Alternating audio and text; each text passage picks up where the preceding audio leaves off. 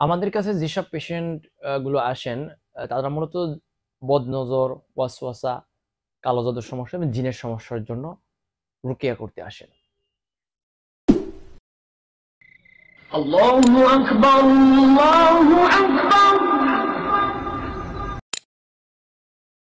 কিন্তু এসব পেশেন্টদের ক্ষেত্রে আমি দেখেছি, যদি তাদেরকে অধিকাংশ বলা হয় যে আপনি হিজামা করেন পাশাপাশি, তাহলে অনেকেই করে না, ভয় পায় হিজামা করতে। কিন্তু আসলে হিজামা করতে তেমন ভয়ের কোনো কারণই নেই। যদি জিন জাদু আক্রান্ত কোনো পেশেন্ট রুকিয়া সেশনের পাশাপাশি হিজামা করে, তাহলে কিন্তু সে অনেক দ্রুত সুস্থ হতে পারে।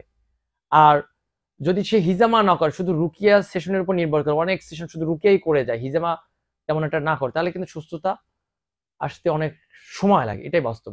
যারা রুকিয়ার পাশাপাশি হিজামা করবে, রুকিয়া প্লাস হিজামা, তারা খুব দ্রুত আল্লাহর ইচ্ছায় সুস্থ হতে পারবে।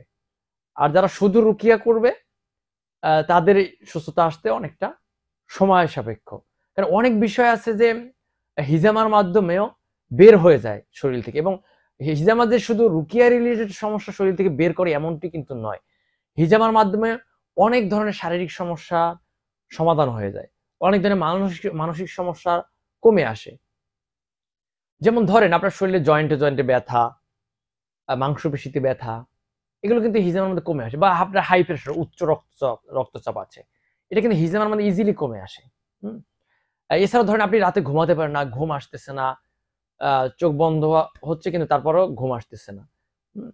বা আপনার মাথা ব্যথা, প্রচন্ড মাথা ব্যথা, মাথার চুল পড়ে যায়, আগে পড়তো না এখন পড়ে যায়, সেটা বদনজরের কারণেই হোক বা যে কারণেই হোক না কেন। তাহলে মাথায় হিজামা করলে কিন্তু মাথায় ঘুমের সমস্যা এবং চুল পড়ার সমস্যা কমে যায়। এরকম বহু রোগের জন্য কিন্তু হিজামা খুবই ফলপ্রসূ। যেহেতু হিজামা ওহীর নির্দেশ, হিজামা করতে নির্দেশ দেওয়া হয়েছে, নবী সাল্লাল্লাহু আলাইহি ওয়াসাল্লাম বলছেন যে হিজামায় শিফা রয়েছে। এবং নবী সাল্লাল্লাহু আলাইহি ওয়াসাল্লাম যখন মিরাজ থেকে ফিরছিলেন, তখন কিন্তু প্রত্যেক আসমানে মালাইকেরা ডেকে ডেকে বলছে, হে আল্লাহর রাসূল, আপনি আপনার উম্মতদেরকে হিজামা করার নির্দেশ দিন।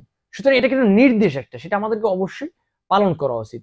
কিন্তু অনেকে আমরা ভয় পেয়ে যাই যে হিজামা হায় হায় কতটুকু কাটবে, বা কি অবস্থা হবে, অনেক রক্ত বেরোবে, কি করে না করে। কিন্তু এত ভয়ের আসলে কোনো কারণই নেই। তবে অবশ্যই এক্ষেত্রে যেটা প্রয়োজন সেটা হচ্ছে ভালো ট্রাস্টের অধীনে আপনি হিজামা করবেন, যিনি অভিজ্ঞ, যার ন্যূনতম মেডিকেল নলেজ আছে এবং ভালো কোনো প্রতিষ্ঠান থেকে হিজামা ট্রেনিং নিয়েছেন, তার কাছে হিজামা করবে।